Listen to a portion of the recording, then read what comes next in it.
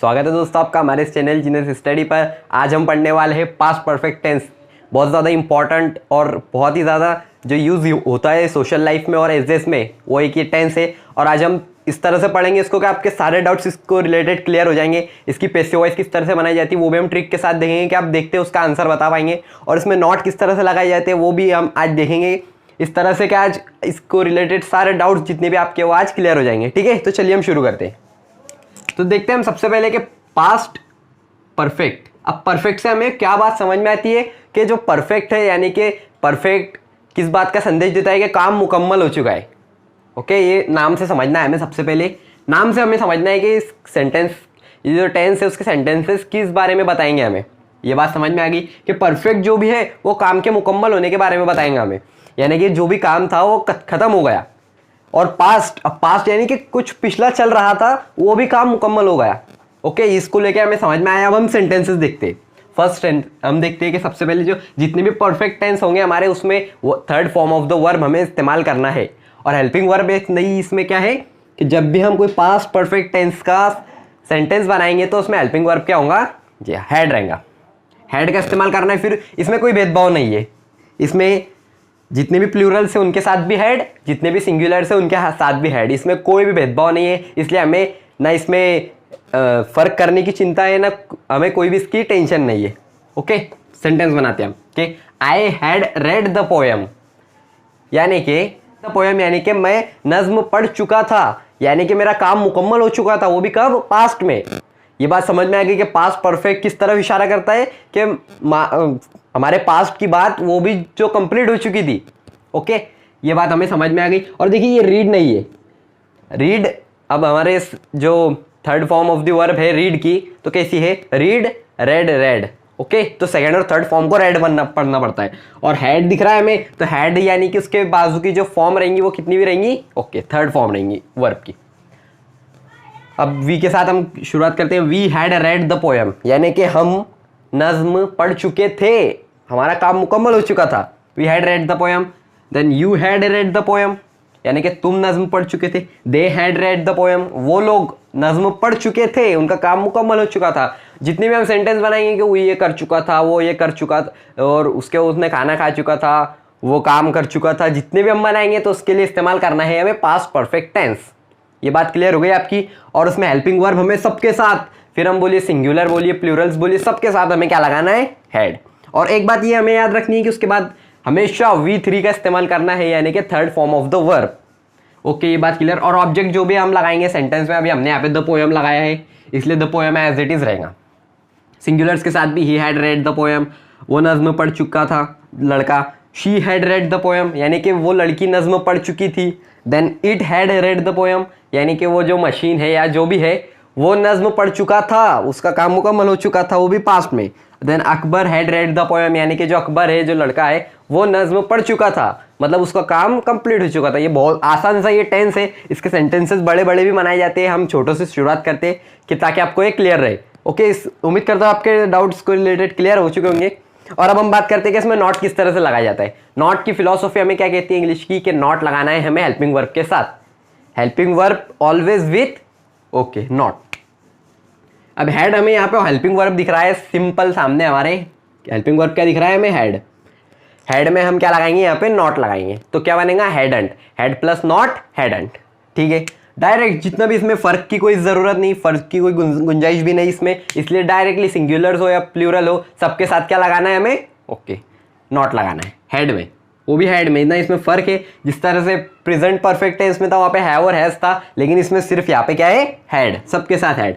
अब हम देखते हैं इधर कि इसकी पैसिव वॉइस किस तरह से बनाई जाती है। तो दोस्तों देखते हैं हम अब इसकी पैसिव वॉइस। इस तरह के हमने कुछ ट्रिकी एग्जांपल्स लिख के रखी है कि अगर एग्जाम्स में इस तरह की एग्जांपल आए तो आप इसको सॉल्व कर पाए इजीली। ठीक है, तो हम देखते हैं सबसे पहले एग्जांपल के I had bought the book, यानी कि मैं जो किताब है वो खरीद चुका था, मेरा काम मुकम्मल हो चुका था। अब सबसे पहले अगर जब भी हम पैसिव वॉइस बनाइए, आप एक चीज़ हमेशा याद रखिए कि SVO में क्लासिफिकेशन अगर आप कर लेंगे तो आपकी पैसिव वॉइस कभी गलत नहीं होंगे और इजीली आपकी पैसिव वॉइस बन जाएंगी। ओके, तो SVO में क्लासिफिकेशन, सब्जेक्ट हमारा ये हेल्पिंग वर्ब, ये हो गया हमारा वर्ब, देन ये हो गया हमारा ऑब्जेक्ट। पलटाएंगे इसको तो the book as it is यहाँ पे आएगा। अब एक चीज़ हमें यहाँ पे नहीं लगानी, सिर्फ वो कि हेड के बाद हमें क्या लगाना है, बीन। बीन बजानी है हमें हेड के बाद। कब, किसके बाद, हेड के बाद बजानी है, ठीक है। तो बीन लगाएंगे, बाकी क्या करना है, सिर्फ बॉट ये एज इट इज V3 है तो V3 को एज इट इज यहाँ पे लगा देना है हमें, क्योंकि V3 क्यों लगाते हैं हम, क्योंकि पैसिव वॉइस बिना V3 के नहीं बन सकती। ओके, ये बॉट एज इट इज यहाँ पे लिखे बाय। अब आई का ऑब्जेक्टिव प्रोनाउन क्या होता है, मी, तो मी एज इट इज यहाँ पे आएगा, ठीक है। तो क्या बना sentence, the book had been bought by me, यानी कि जो किताब थी वो मेरे जरिए खरीदी जा चुकी थी, यानी कि काम मुकम्मल हो चुका था पास्ट में। ओके, सेकंड की बात करते हैं कि I had considered him as my brother. ये थोड़ी सी ट्रिकी एग्जाम्पल है कि मैं उसे अपने भाई के जैसा मान चुका था। ओके, तो उसका पलटाएंगे सबसे पहले एसईओ में क्लासिफिकेशन। ये हो गया हमारा सब्जेक्ट, ये हो गया हमारा हेल्पिंग वर्ब, ये हो गया हमारा वर्ब V3, देन ये हुआ हमारा ऑब्जेक्ट। ऑब्जेक्ट हमेशा याद रखिए, जब भी अगर ऑब्जेक्टिव प्रोनाउन अगर हमारे सेंटेंस में आ रहा है एक्टिव वॉइस के तौर पर, तो वो हमारा हमेशा ऑब्जेक्ट रहेगा मेन। और बाकी जो टुकड़ा बचा ये हो गया हमारा एक्स्ट्रा। ये एक्स्ट्रा को का एडजस्ट करना, ये सबसे अहम बात है कि अगर इसको एडजस्ट आप सही करेंगे तो आपकी पैसिव वॉइस सही बनेगी। तो ऑब्जेक्ट हमारा ही, हिम। अब ये ऑब्जेक्टिव प्रोनाउन है हमारा, तो जब इसको सब्जेक्ट बनाएंगे हम, जब पहले पे लाएंगे तो इसका सब्जेक्टिव प्रोनाउन लेना होगा। तो हिम का सब्जेक्टिव प्रोनाउन क्या होता है, ही। ओके, तो ही एज इट इज आया। अब पास्ट परफेक्ट टेंस है इसलिए यहाँ पे हेड आएगा। अब हेड के बाद हमें बीन बजानी है, बीन बजा दी हमने। अब उसके बाद मेन वर्ब कौन सा है, यहाँ पे कंसिडर्ड है, ठीक है। कंसिडर्ड हमारा मेन वर्ब है, तो कंसिडर्ड एज इट इज यहाँ पे आया। अब हमें बाय, ये देखिए जो एक्स्ट्रा टुकड़ा है या तो हम उसे वर्ब के बाद लगा सकते हैं, मेन वर्ब के बाद हमारा क्या है, मेन वर्ब यहाँ पे कंसिडर्ड, उसके बाद हम एक्स्ट्रा टुकड़े को लगा सकते हैं, जैसा कि इसमें लगाया गया है कि एज माई ब्रदर। अब फिर बाय लगाएंगे और आई का जो ऑब्जेक्टिव प्रोनाउन हो एज इट इज यहाँ पे आ जाएगा। या इसके अलावा एक तरीका ये है कि he had been considered by me as my brother, यानी कि जो एक्स्ट्रा टुकड़ा है उसको आखिरी में भी रखा जा सकता है। ये दोनों तरीके सही है, जो तरीका आपको ज़्यादा आसान लगता है वो आप कर सकते हैं। तो मैं तो आपको बोलूँगा कि वर्ब के बाद ही लगाई, क्योंकि ये ज़्यादा आसान है। थर्ड की बात करते हैं कि Ram had joined the party before I arrive, यानी कि जो राम है वो पार्टी को ज्वाइन कर चुका था मेरे आने से पहले। तो उसको पलटाएंगे तो एसईओ में क्लासिफिकेशन, ये हो गया सब्जेक्ट, ये हो गया हमारा हेल्पिंग वर्ब, ये हो गया हमारा वर्ब, मेन वर्ब, ये हुआ हमारा ऑब्जेक्ट। ओके, ऑब्जेक्ट हमारा द पार्टी है, यानी कि वो किसको ज्वाइन कर चुका था, पार्टी को। बिफोर आई अराइव्ड, यानी कि मेरे आने से पहले ये हमारा ऑब्जेक्ट नहीं है, इसको पलटाएंगे अब। तो द पार्टी ऑब्जेक्ट यहाँ पे आएगा हमारा। अब पास्ट परफेक्ट है इसलिए हेड बनेगा। अब हेड के बाद हमें बीन बजानी है, ठीक है, ये बात याद रखिए, हेड के बाद हमें बीन बजानी है। बीन बजे हमारी द पार्टी हैड बीन। अब मेन वर्ब कौन सा है, यहाँ पे ज्वाइंड है।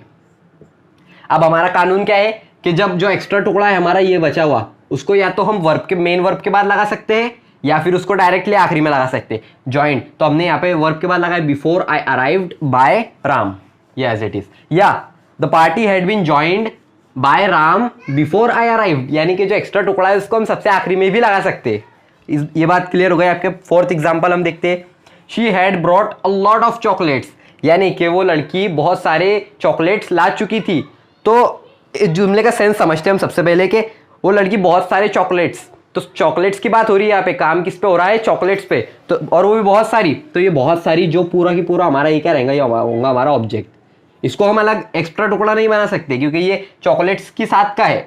ये जो बात हो रही है वो चॉकलेट के बारे में बात हो रही, तो पूरा की पूरा जो ऑब्जेक्ट है हमारा यहाँ पे आ जाएगा, अ लॉट ऑफ चॉकलेट्स। अब हैड हमारा ये हेल्पिंग वर्ब पास्ट परफेक्ट है इसलिए यहाँ पे हेड। हेड के बाद हमें क्या बजानी थी, बीन बजानी है हमें हेड के बाद, ये बीन बज गई हमारी। अब मेन वर्ब कौन सा दिख रहा है यहाँ पे, ब्रॉट, ब्रॉट यानी कि लाना, तो ये ब्रॉट यहाँ पे हमारा एज इट इज बाय। अब बाय लगाएंगे यहाँ पे शी, अब ये शी सब्जेक्टिव प्रोनाउन है, अब इसके बाद बनेगा हमारा ये आके हर। अब इसको ऑब्जेक्टिव प्रोनाउन क्या है, हर, ठीक है।